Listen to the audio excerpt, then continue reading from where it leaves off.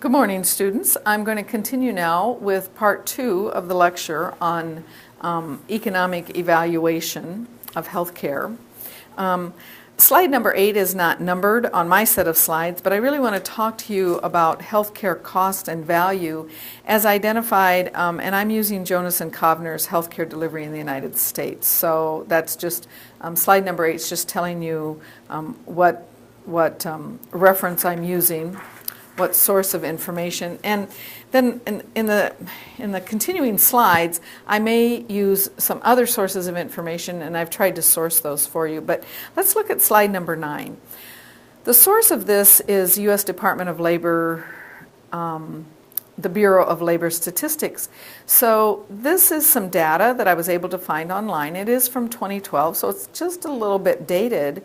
But what you'll see in the middle column is the average annual expenditures in dollars per household. Okay, so total household expenditures, as you can see at the bottom of that slide, is $51,442 on an annual basis. But then they provided for us the change from previous year. Well, as you scan that, and I highlighted healthcare. So between 2011 and 2012, the cost of healthcare for an average household went up by 7.3%. As you look at some of the others, the other biggie was 11.2%. That just means people were providing some cash contributions, and that's always a good thing. They were providing those at a higher rate. And then the other one was transportation went up by 8.5%. This is just showing you a comparison from one year to the next. And also helps us understand, giving us a comparison from one year to the next in terms of where spending per household has gone up. It's also interesting that apparel and services dropped by 0.2%.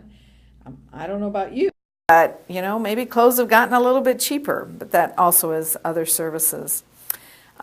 My guess is that with the recent decrease in gasoline prices, transportation has also will not continue to grow at such a steep rate of 8.5%.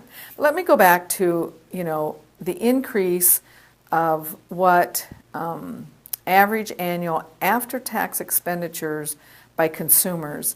In healthcare, it's $3,556. Now you might be wondering, because you've heard me talk already about the cost of healthcare per capita is at least well over $9,000 per person, and then I think this year, 2015, we went over $10,000 per capita. Well, that includes all the dollars that are spent by by the governments, by the third-party payers, and some other uses of healthcare funds. This number, 3,557, is actually a reflection of what the individual households are spending on healthcare and would include their own premium costs. So premiums that are being paid by an employer would not be reflected in that number. Well, let's move on to slide number 10.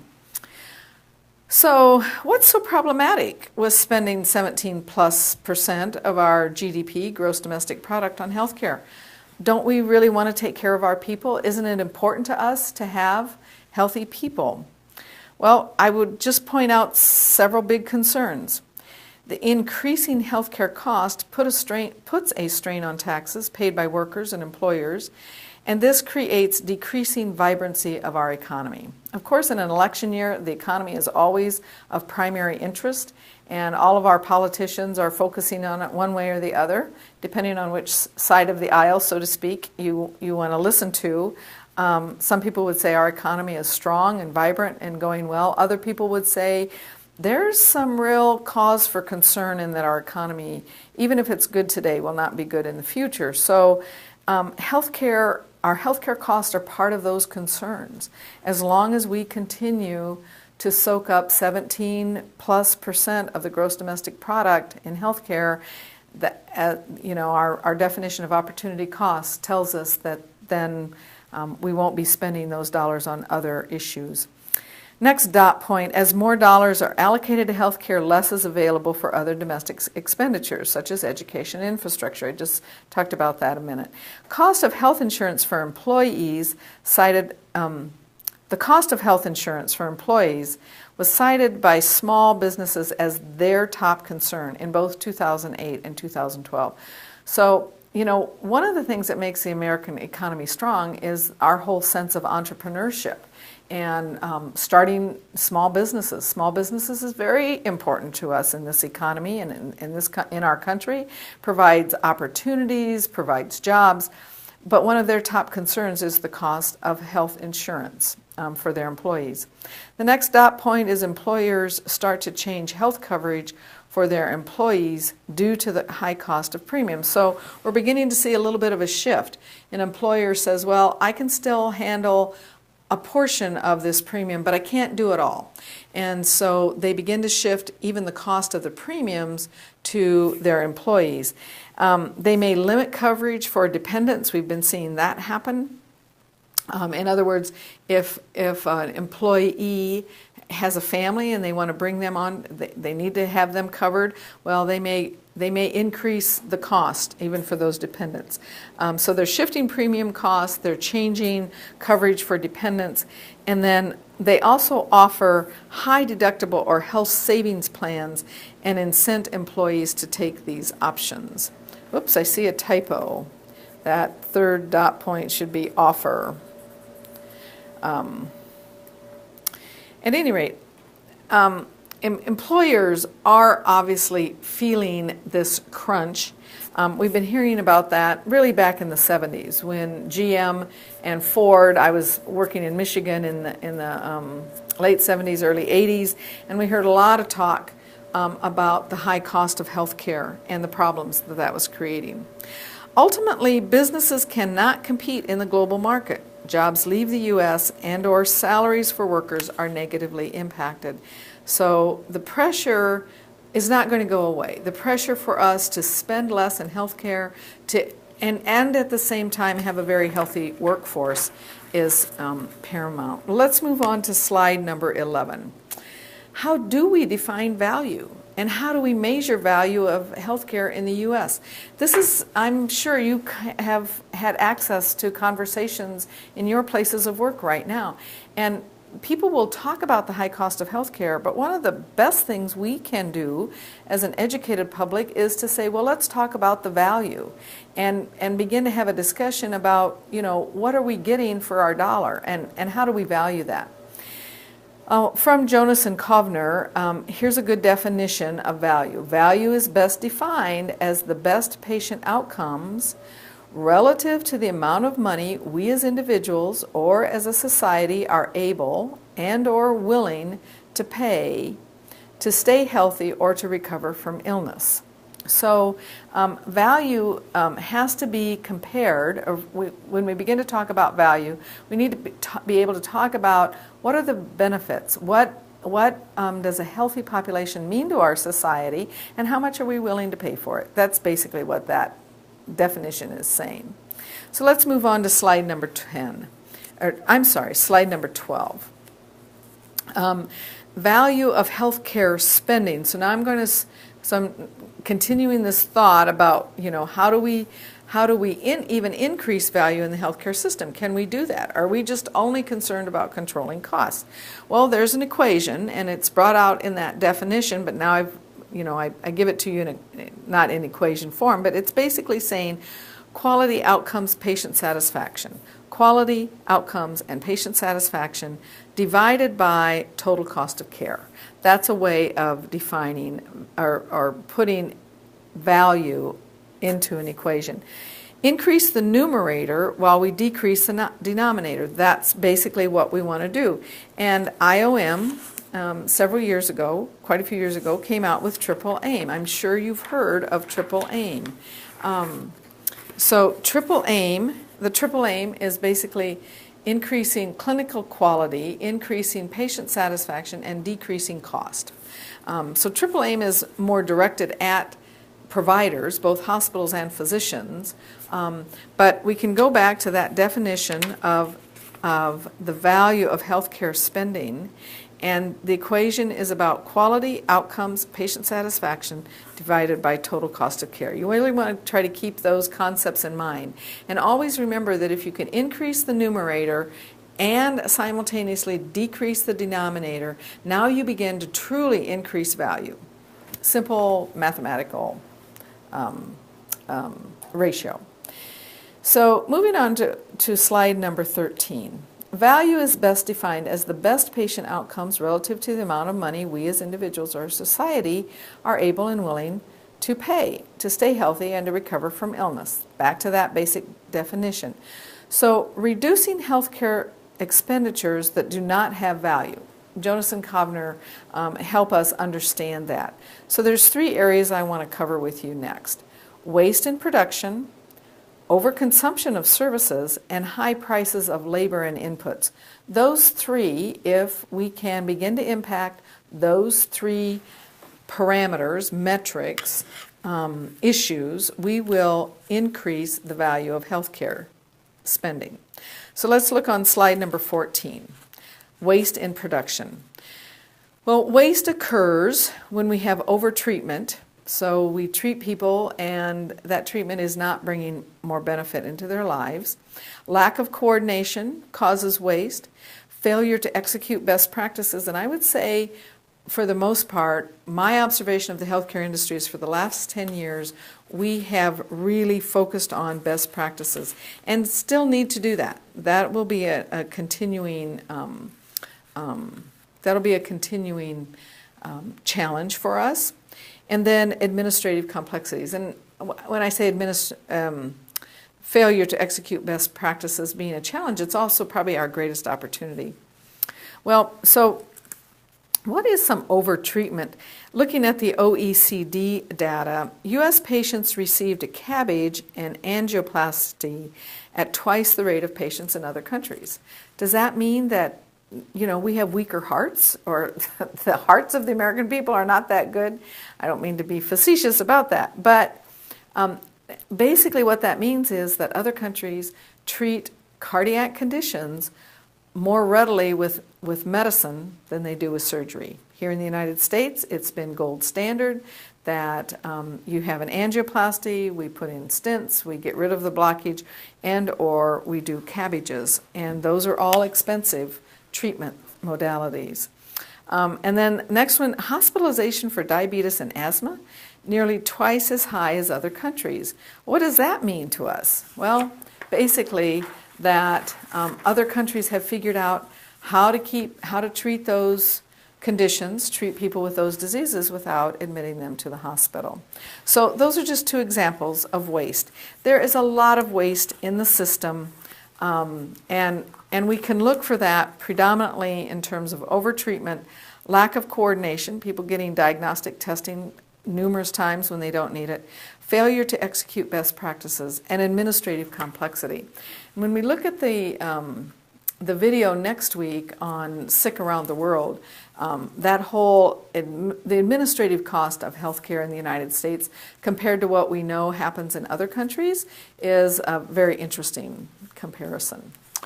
So let's turn to slide number 15, overconsumption of services. So how do we, what happens? Where does overconsumption of services come from? Well, defensive medicine accounts for some of that. Estimates vary, but they think that 3 to 9% of our total healthcare spending is based on defensive medicine. In other words, both physicians and hospitals are concerned about staying out of court, and they don't want to face a lawsuit. And so, and in some states, not here in Nebraska so much, but some states, medical malpractice, both the premiums and then some of the awards that are given to people who sue are quite high. So defensive medicine does account for some of our overconsumption of services. Years and years ago, somebody shows up in the ED with belly pain. Well, the ER physician's going to do a pretty good history, do a physical exam, and maybe order an ultrasound. Now, today, I would say almost across the board without fail, if you show up in the ER with belly pain, you're going to get a CAT scan, and sometimes CAT scan with dye. So all of that is expensive. The next dot point is fee for service. Now we are quickly trying to switch, and part of ACA is switching us from fee for service to fee for value.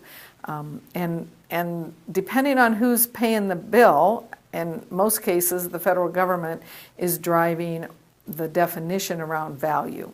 And of course that's why they've included patient satisfaction and then lots of clinical outcomes.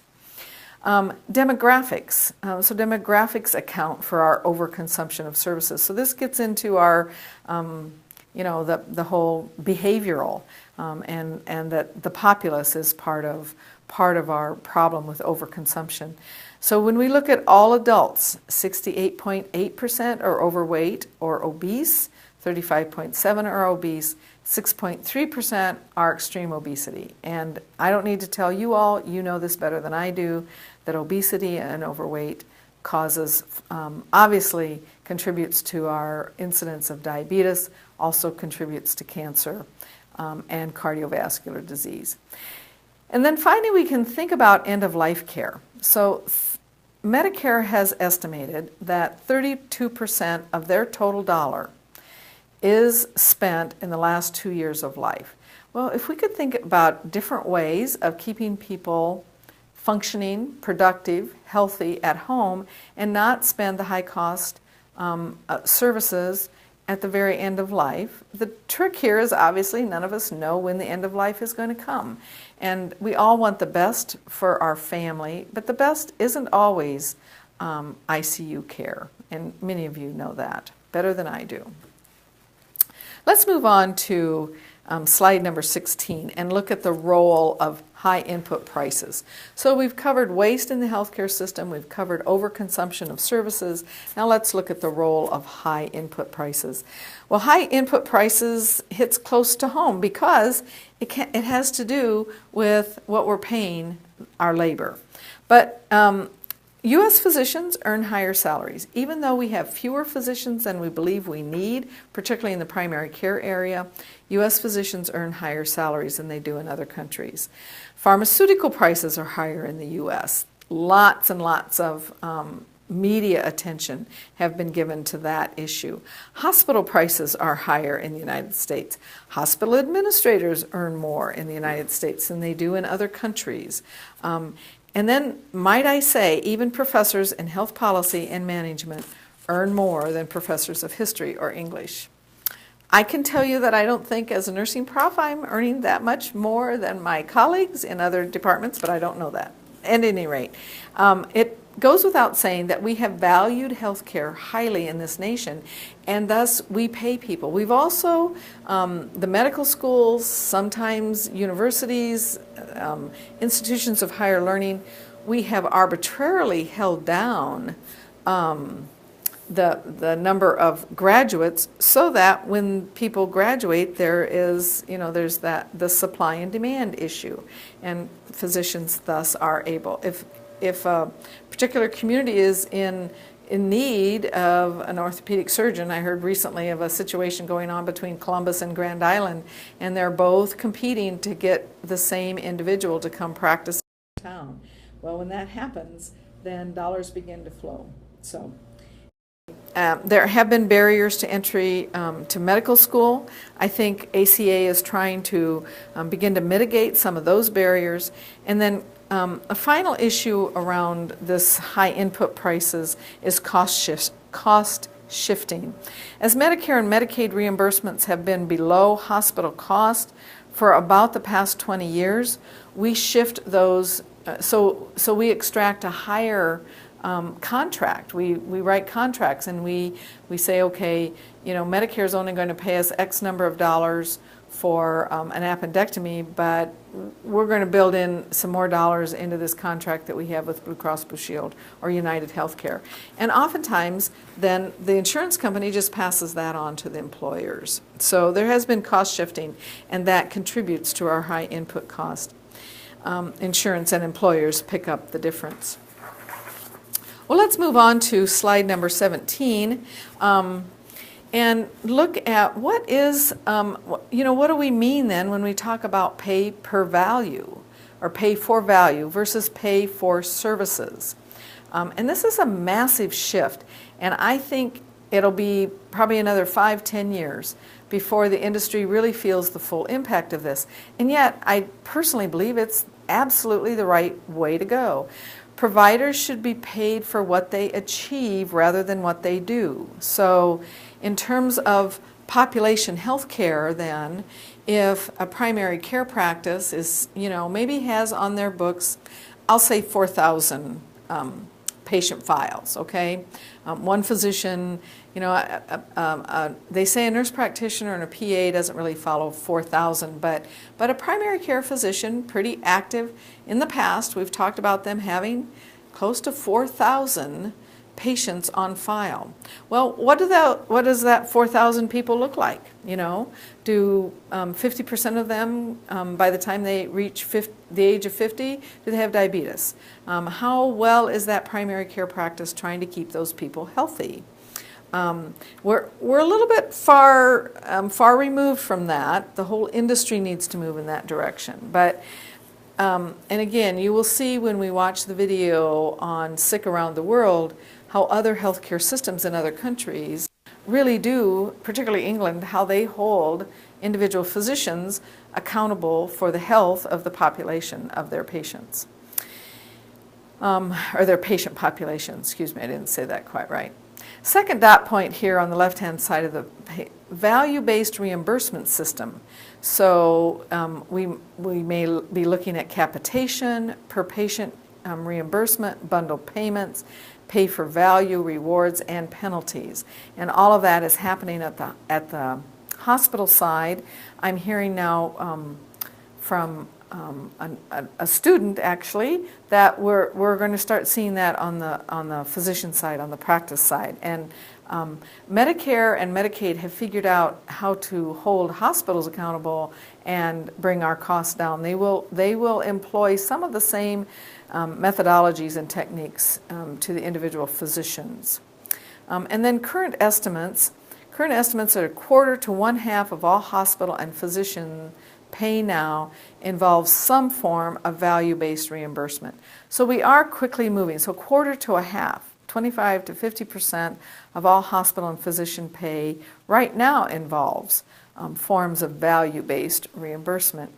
And then I was able to find a CEO panel. So this is just a report from CEOs a couple years ago, CEOs of hospitals and health systems. 78% of those CEOs, and I'm pretty sure this came out of modern healthcare, value-based reimbursement models should play a dominant role. So 78% of the physicians are saying, yeah, we should move away from fee-for-service. I'm sorry, 78% of the administrators are saying we should move away from fee-for-service to pay for value. 40 and 53% said value-based pay will improve quality of care. They must already be seeing that. So that's not necessarily in outcomes, it's quality of care. 43% believe their organizations will benefit somewhat from value-based reimbursement. And then 51% believe the U.S. is advancing rapidly towards value-based reimbursement. 49% believe the U.S. is just beginning to adopt. And the differences in those percentages, while not large, anytime we tip the scales and go over 50%, administrators believe that we are moving rapidly towards value-based reimbursement. But suffice to say, go back to that top dot point, that first dot point, 78% say that value-based reimbursement models should play the dominant role in healthcare financing. That's a significant shift and something that I think is important and puts the healthcare industry in a good light. So that's the last of my slides, except slide number 18. I introduce you here to Susan Solomon. Here's another TED Talk that I would like you to now go out and watch at your earliest convenience. She talks about the promise of research within stem cells. And Susan's talk, I think, was done in 2012. So again, a little bit dated. I'm sure more is happening in this arena. And it's amazing to listen to her talk about what is possible with really good stem cell research. And I think it impacts this whole move towards how to chronic diseases. So again, after you listen to Susan's TED Talk, and I think hers is a little over 14 minutes long, then I would like you to go to the discussion board and answer these questions. In terms of value, what is the economic value of using stem cells to test drugs? And then what is the societal value of using the stem cell process that she describes? And then, and you can kind of answer those two questions as one. And then the second question then is, what do you think the ethical issues, what are the ethical issues related to using stem cell research? I'd be very curious in hearing your thoughts about that. Thank you very much, and thank you for watching these two videos.